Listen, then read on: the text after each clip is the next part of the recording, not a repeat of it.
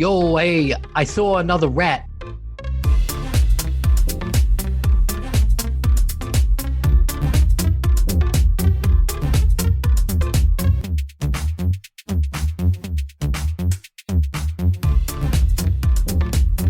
Well, hello there, and welcome to DP. Dad Pants, that is.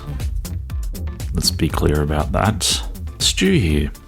You remember me, you've probably heard me before on another episode, unless you've decided to zero in on this one as the first one you listen to, in which case...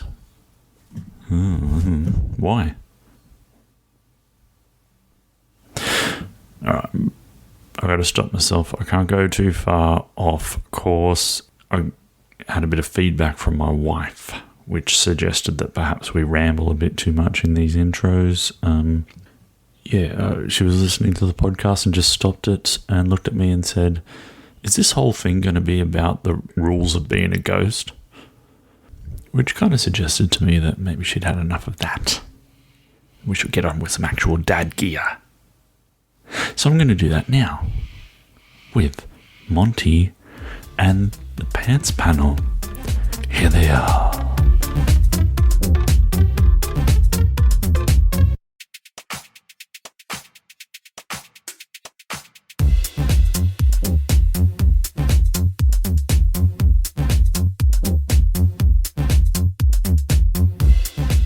Hello everyone, Dad Pants, that's what you're listening to.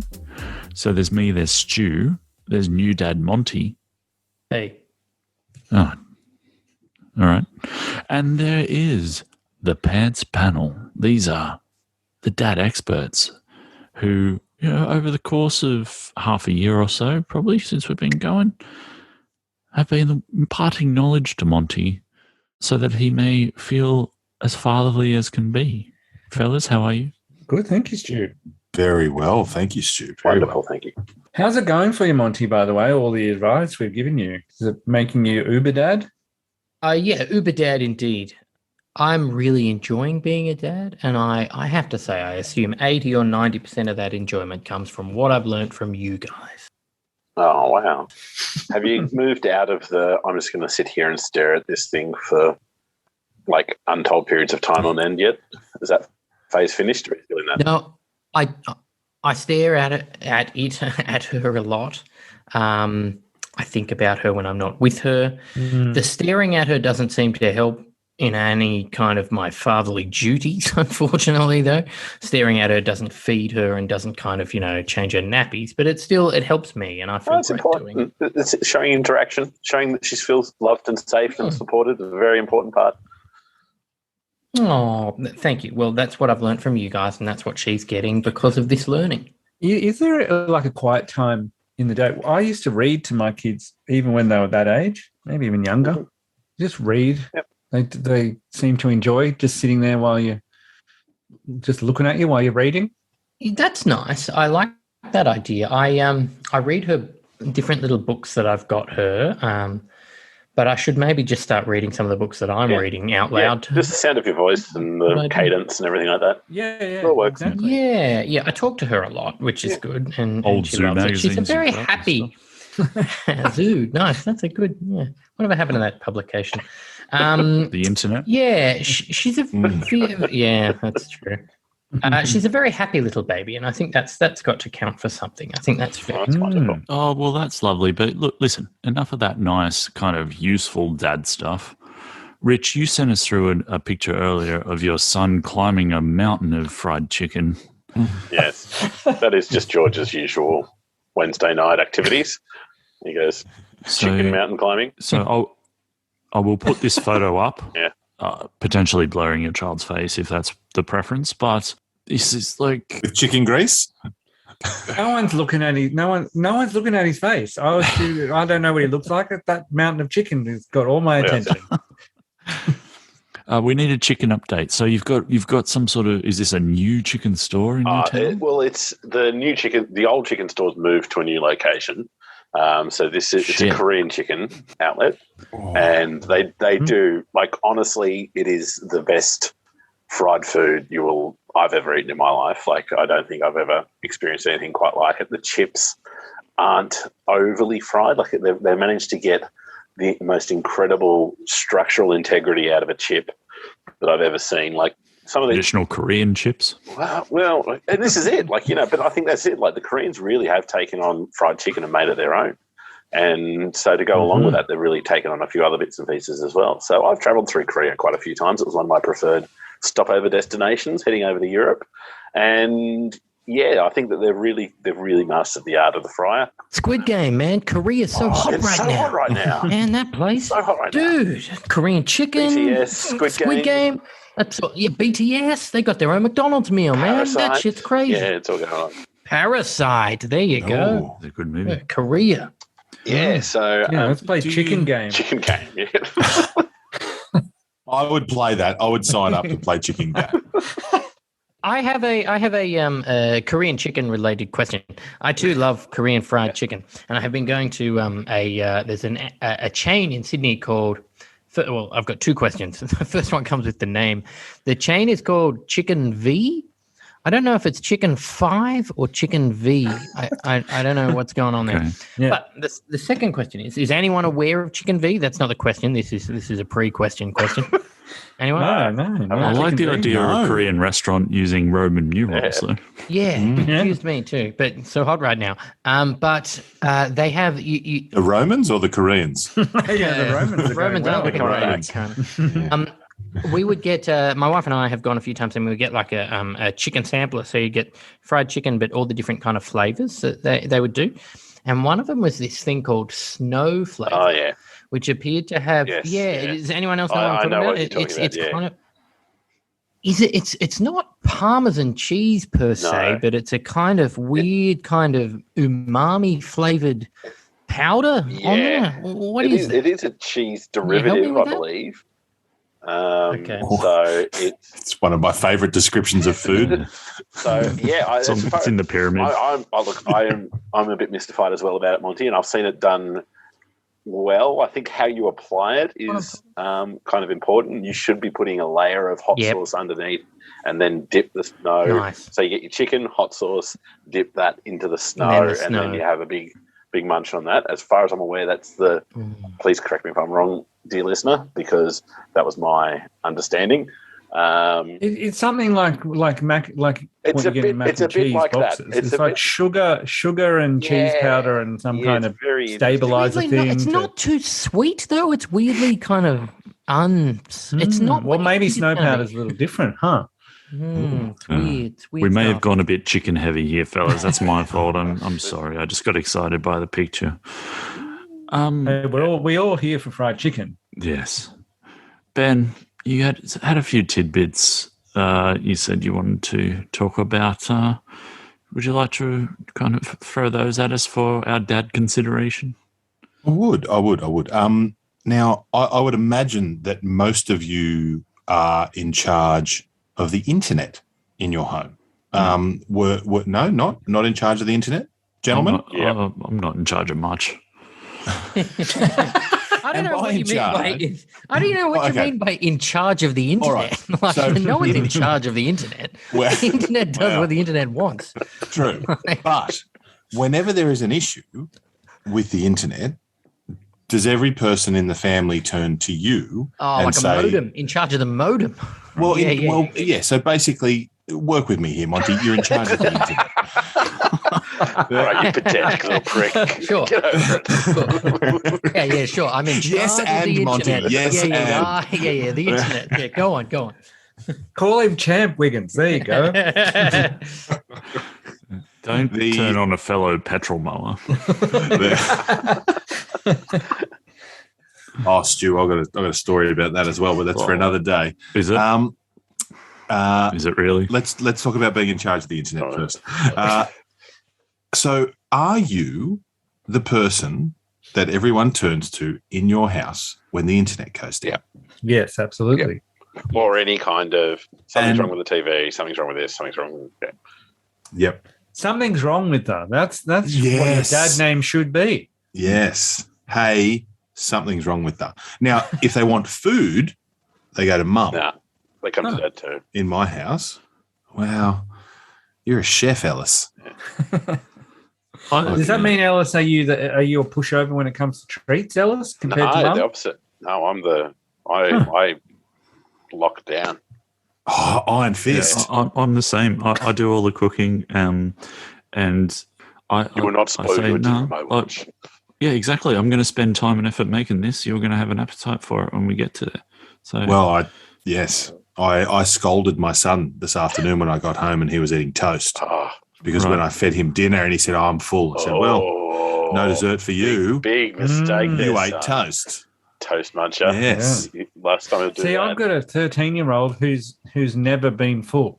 So that's been a very hard thing about parenting her, is that I can never say, "Don't eat that, like you will ruin your appetite," because she can just say, "Well, watch me go. Yeah. Serve up how much you want to serve me and I'll eat Come it. at me. And then I'll have dessert." Like, Try snow chicken. Yeah. There is no stopping her. Can we? She's never been full. I don't think so, ever. I mean, I'm sure she has, but I've never seen her go, "Oh no, I can't finish this." But hang on, I ate too much before. She can come on a 10-day holiday with me, and we'll just eat meat and cheese. Yeah. There's a difference between kind of satisfied and feeling full, so you can't eat any more. I'm sure she gets to satisfied, but just not that point of I couldn't possibly eat anything else. Yeah, but there's never a like, "Oh no, I ate that thing right before, and now I can't eat the dinner." I've never had that. I've never had that argument with her of like, "You ate that toast, and now you can." She'll be like, "Yeah, whatever. I ate that toast, and I can eat more toast after." I'll eat more of it. Yes. Best you off to the shops and get me a loaf. It's unreal. She looks just at you directly in the eyes while eating that more toast. Yeah. Does this ever been a problem, or I don't suppose it would be? No. Have you been awoken by your daughter eating toast, staring you in the eyes like 3 o'clock in the morning? When she was quite young. I'm standing over me eating. Yeah, I'm thinking the same thing about Tilly. She'll sit down and she'll go, like, we buy, a decent sized pizza or make a decent sized pizza, and she'll have, 4 or 5 slices and be quite content and still have a bit of fruit and stuff. And she's had enough, but she's not ridiculous. Like, you think, "Oh, I don't eat anymore, you're going to be sick." No, never happens. No, my daughter will eat pizza and then be like, "Oh, I bet I'll leave room for dessert." Where's my roast? Yeah. Have you got any bread? And then she'll eat dessert. And then go back and eat more pizza. Nice. Hey, I think I might have that as a future problem. Lindsay and I took August to get her 4-month inoculations, and she got measured, etc. And she is above the 100th percentile for length. Her head size is off the charts, and she's 85th percentile for weight. And neither Lindsay nor I are of any kind of consequence size-wise. We're both relatively average.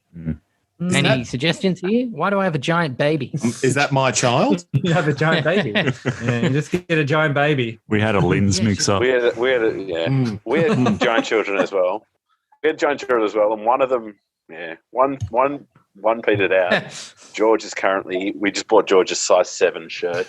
Whoa! So all that chicken, Ellis. And he's just overtaken Tilly in weight. He's about 2 inches shorter than her in height. Wow. Our girl's wearing like a 1.5-year-old hat. Yeah. She's like 4-month-old with a giant head. Big head, baby. Yeah. All right, Wiggins, boss of the internet. Like a bobble. Boss of the internet. So we're boss of the internet. So in our home, we are in charge of, most of us are in charge of the internet, right? We're in charge of all of those things. Now, what happens in your house when the internet goes out? Is it chaos? Come running? Is it chaos in your house? Is there a somber mood? Do people just go and find something else to do? Or is your family at you every 15 minutes? Even though you've instructed them, see that light on the wall there? Yeah. It's red. When it goes green, everything's going to be sweet. Yeah.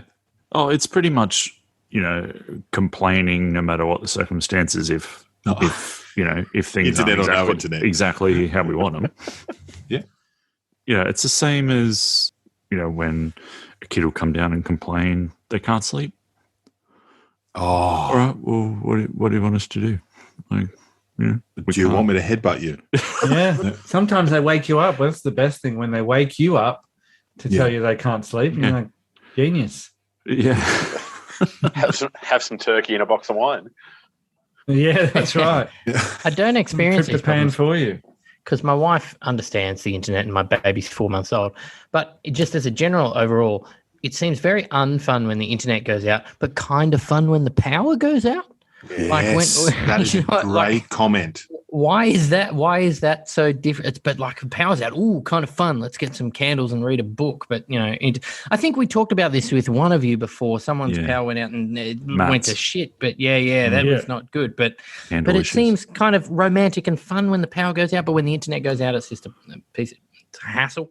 Yeah, because you're just still there in the light, looking at each other. It's eyes up, and no one wants eyes up. It's eyes up, yeah. You've got to interact. Now, so what I would like to segue into is another dad job, and it relates to the internet's a dad job, right? We had the internet go out. It was a horrible time. That's the end of that story. So are you going to ask who fries the chicken in your house? Is that no. But we've dealt with critters before, and obviously most of us are in charge of the critters when they come into the house or when there's spiders and the like. Sure. We had, when we got back, we had a dead blue-tongue lizard in our pool, and our second car that had been sitting in the in the carport was also had spider webs in it. Yeah, Huntsman City. Yes. Now, both of those issues have been resolved by myself. Now, I'm Frady Cat Wiggins. So, sorry, did the blue tongue lizard freak you out? Yeah. Well, it wasn't so much of a freak out, but it was when Linz went out the back and was on the phone and then sort of called me out, like in a bit of a. Oh right. She was like, "You need to come out here now." I was like, "Oh, okay." Well, Frady Cat Wiggins is like inching. And I was like, his "Oh way out. shit! What? Yeah, like what do I need? Do I need some sort of knife or a And so I've come out, seen the blue tongue, had a bit of a laugh. We've had a laugh together, and then she's like, "Well, you got to get that out." So, blue tongue's died. Yeah, but weighty. Yeah, blue tongue lizard. Yeah, a bit of dense. Thick boys. Yeah. I have the exact opposing story. Weirdly, this week too, we had a bird die in a bucket that had filled up with water in my backyard. What? Horrible. Yeah, it was horrible. How big was this bird? Was it a baby bird? Well, as a blue tongue lizard is dense, a small bird is very light. Yeah. Very light. Yeah, as father, I had to deal with the dead animal out the back. Yep. And put him in a bag, and it was like, well, there's not much weight to this. Had it been attacked like the Currawongs here? He'd rip apart small birds. He'd fallen into a bucket was his issue. He was tried to have a bath and hadn't gone well. He'd taken on water. Yeah. It's a bird. They're not supposed to be in the water, I think. Yeah. But they don't often fall into things as far as birds go. As far as I know. Well, his thought was like, this, lovely bird bath. These are great. I'll get right out. Oh no, it's a bucket with slippery sides. I can't get out of here. I'll just start flying. Oh no, there are my wings are in the water. I'll put my wings out with my face, with my beak. Exactly. Yeah. I know. I've pecked a hole in my wing. Now it's just filling up with water. My feet out. Whilst in the background, it's just this soft. Learning to fly. Learning to fly. How dare you do that to a dying bird? Play Tom Petty to him. We've had the cat bring in a couple of birds. We've had the cat bringing in the birds to the house, and while they're still alive, I know there's gifts, but so these live birds are struggling in the house and in various rooms. So we've come home and there's just feathers literally everywhere. Oh, God. And my wife put a bell on that cat. My wife would put the house up for sale. Yeah, it's a bit that way. Like it's pretty traumatic. So the kids now are very wary of what presents Vivian brings us. Yeah. We need some Ellis can Bellis. That's what we need. It's nice. Has anyone else had a spider in their car? Heaps of times. Oh, a long time ago, probably. This was the first time I've had to deal with that. Oh, were you driving at the time? I had a 5-year period where huntsmen would come out onto my windscreen whenever my car crossed water. So, like, it would be Harbour Bridge was a good spot for it. 5 years? Yeah, I reckon it happened about 10 times. The huntsman in the car, I had a couple of different cars where huntsmen had taken up residence, and they would decide that the best time to come out onto the windscreen was over water. So usually Bridges. on a bridge. When I say usually on a bridge, only on a bridge. There's not really many other times when my car's over water. But the most horrifying bit is that first kind of second when you're like, is that on the inside? Inside or outside, Yeah. What kind of lots of times. What kind of spider was it, Wigo? Well, that was the thing. I didn't know. Because huntsmen don't make webs on your car. No, this was in the car. Yeah. Right. So I actually opened up the car to go, I better go and start the car and, just give it a kick over. Freaking webs. Now, not like basically it's just little bits of web all over the place. Yeah. So I was like, oh, God, here we go.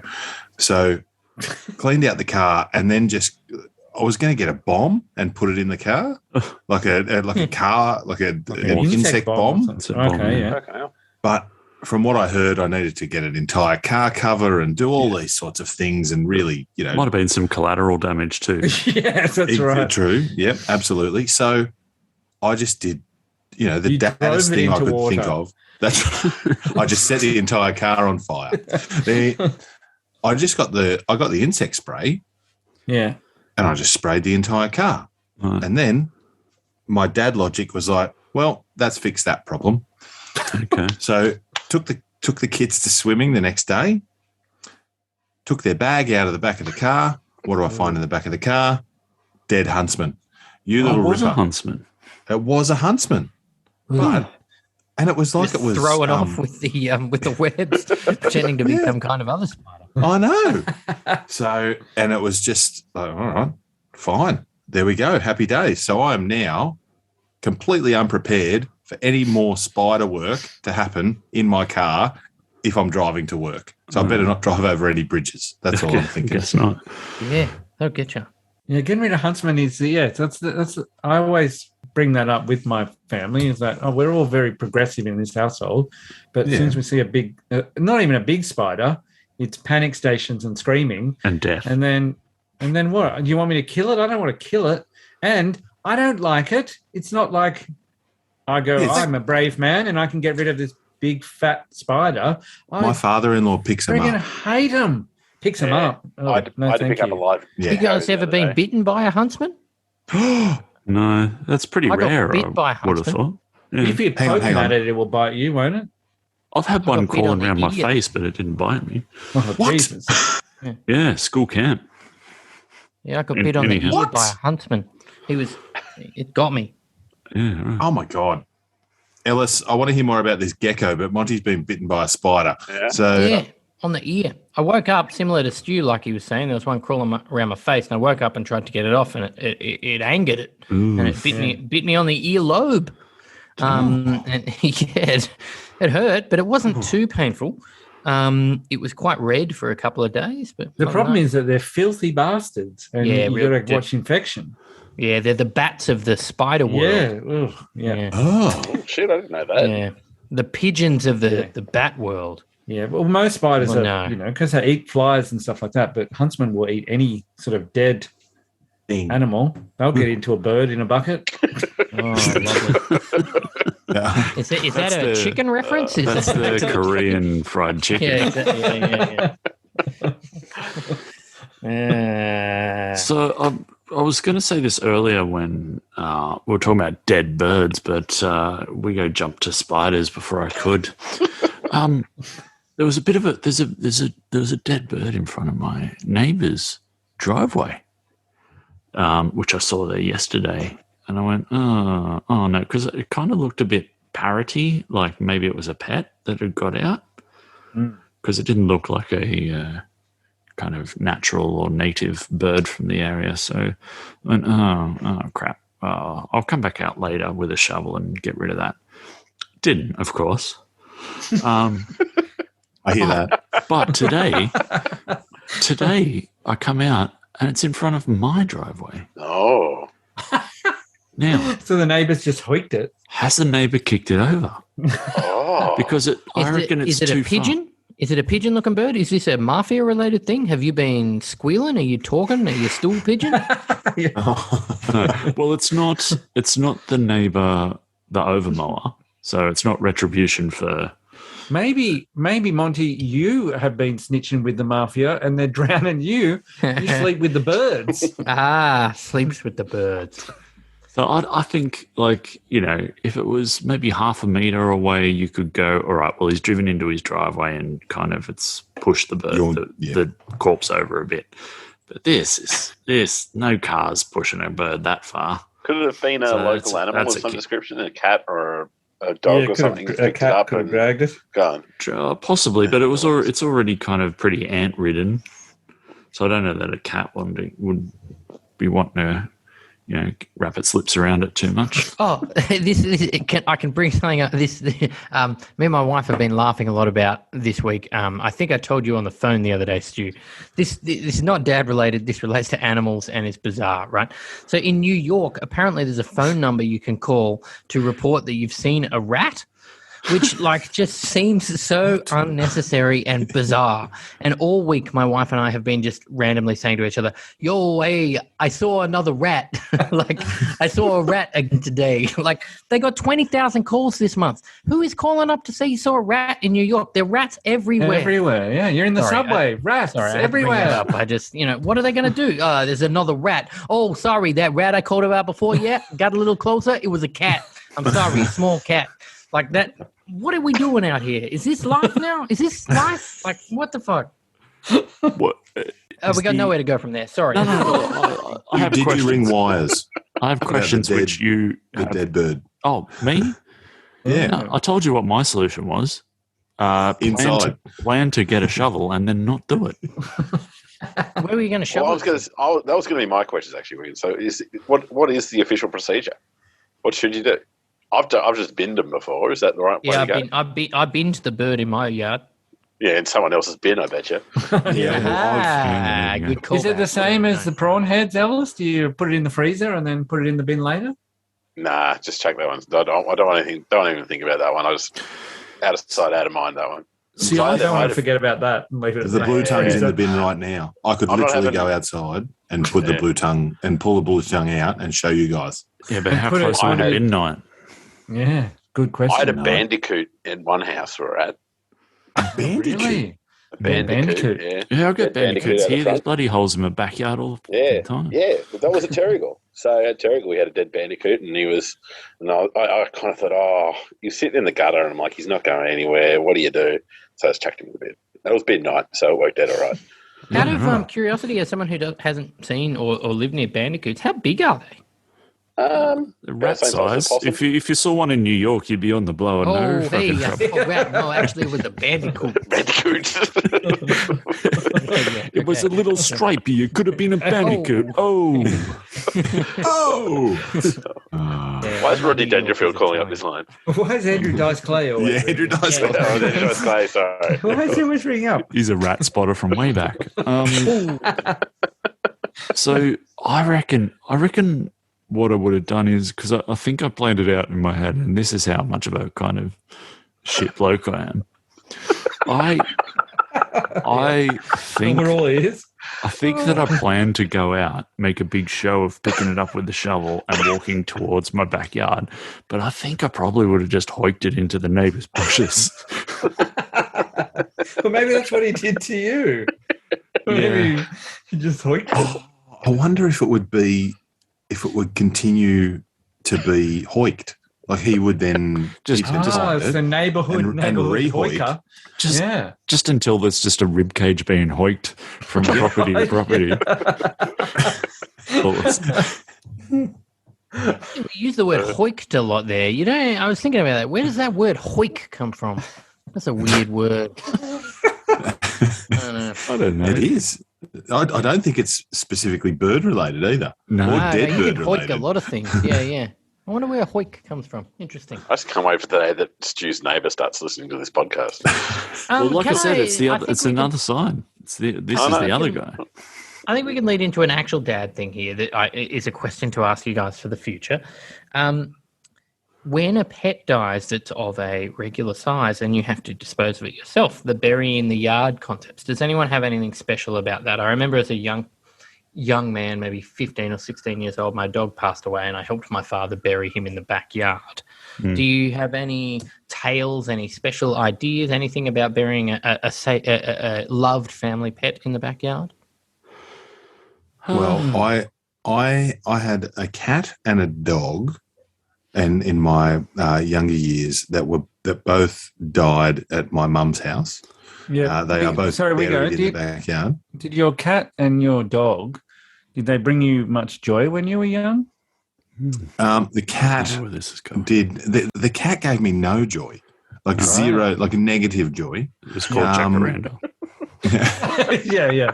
Used to throw jacarandas under your feet. Yeah. And so the cat died. I wasn't there when the cat died. I got told about the cat dying. That sounds like you're talking to the magistrate. I just want to tell you, I was not there when the cat died. I do have an alibi. Now, when the dog died, the dog actually got euthanized in the lounge room. What? Yeah, and then why? It's a good question. Old dog, family friend was the vet, and so it all just sort of happened in front of me in the lounge room. Jesus. Couldn't do it outside. Boy, well, that's right. How did we figure out this conundrum before? Well, and then because both the cat and the dog were buried on the premises, I always had, being Frady Cat Wiggins, Pet Cemetery. Pet Cemetery. Yeah. It was like, I feel like we're getting an origin story here tonight. No wonder. Joining so many dots. And so it wasn't a good time for me at all. God. Did you it's funny you mentioned the euthanizing. And evil in the afterlife? Yeah, was Herman Munster there? No. Wow. All right. Funny you mentioned the euthanizing. My cousin, Tony's cousin, he was very much of the belief that if you love a pet, you own the pet, you do that yourself.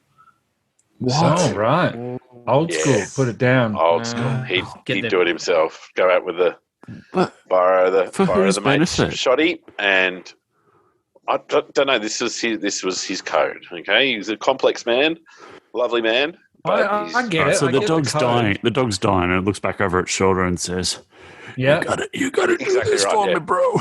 You got to do it for me." Yeah, he's old school. I don't want no stranger. Put me down. It's got to be you, my man. I see a rat. Yeah, shoot straight, you bastards! Don't make a mess of it. Yeah, kind of vibe. Yeah. Atticus Finch style. Seems unlikely. Yeah, with a shotgun. Well, you're right though. Pet Cemetery. I can't move for bloody rabbit graves around here. They've already got red eyes. And as I've mentioned previously, I've got a bit of a tricky kind of yard situation here. It's multi-tiered, and finding a good, after you've put a few in the ground, finding some good spots starts to become a bit tricky. So. Yeah, I mean, I got one. I think the last one didn't get buried very fucking deep at all. I just couldn't. Tail's still sticking out. I do. Dad, are we growing cotton in our backyard? I do check on it time just make sure, after a bit of rain that it hasn't been a bit of downhill subsidence. But yeah. Well, look, we've got 4 minutes left here, and I've still got clover written down. We go as one of your tidbits. Did you want to talk about clover for 4 minutes? I do want to talk about clover.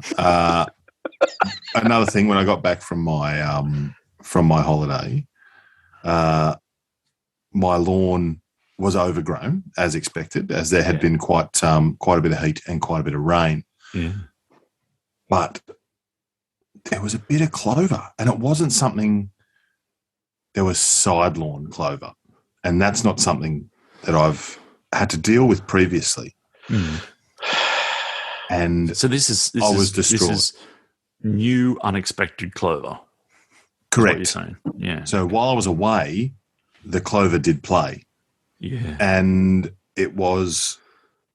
So I got out. I gave it a spray. Now, being that I don't believe, that the bomb, I didn't necessarily, it was a bad call on my behalf. I didn't really look at the bomb well enough and sprayed in the afternoon, lovely weather. And then after I'd sprayed, I looked at the weather and there's going to be overnight rain. Now, as we all know, you don't spray to kill something and give it less than 24 hours to sort of set in. And so I went to bed distraught in that I'd put in quite a lot of work to try and clear some of this clover, and it was all going to get washed away. Now, luckily I came home the next afternoon, and because I'd over-concentrated the mixture, all the clover's dead and the lawn looks really good. Oh, nice. Even though it rained. Happy ending. Happy ending to the clover story. What did you use on your clover, Wiggins? Oh, now this is backyard pleasure beer. I used Buffalo Pro. Oh, okay. Now, Nice. Yeah.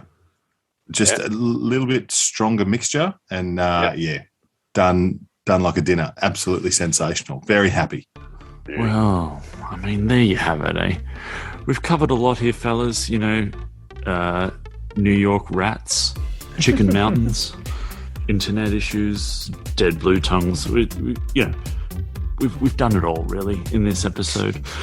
So I should point out that next week's our season finale. So if you've ever wanted to get in contact and throw a dad question at us or give us a comment, just, some sort of comment we'll talk about on the show. It's going to be a big bumper episode. But for now, thanks, dads. Thank you. Thank you. Thank you. Good night, everybody. Thanks, Good night. bruh. Take care. Yeah.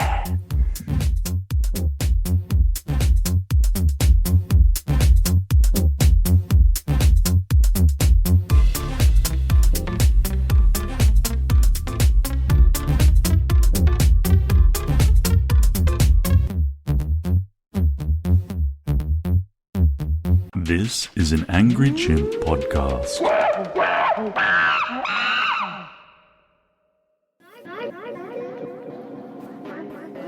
The world.